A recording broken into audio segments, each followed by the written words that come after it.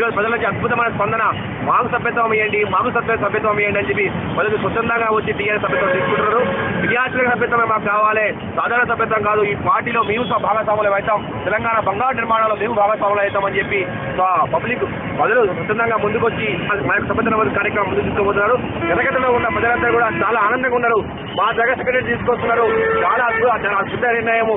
కేసీఆర్ గారికి కృతజ్ఞతలు ఉంటాం.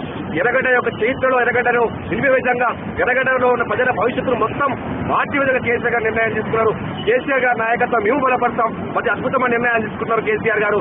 అది కళ్యాణ లక్ష్మి కావచ్చు, షాదీ ముబారక్ కావచ్చు, ఆసరా పింఛన్ పథకమే కావచ్చు, ప్రతి ఒక్క అద్భుతమైన నిర్ణయాలు తీసుకుంటున్న ముఖ్యమంత్రి కాబట్టి తప్పకుండా ఈ యొక్క పార్టీలో మేము కూడా క్రియాశీలక పాత్ర పోషిస్తామని చెప్పి ప్రజలు స్వచ్ఛందంగా ముందుకోసం ఆడవాళ్ళు కావచ్చు, వృద్ధులు కావచ్చు, పెద్దలు కావచ్చు, విద్యార్థులు కావచ్చు, యువకులు కావచ్చు అద్భుతమైన స్పందన ఉన్నది.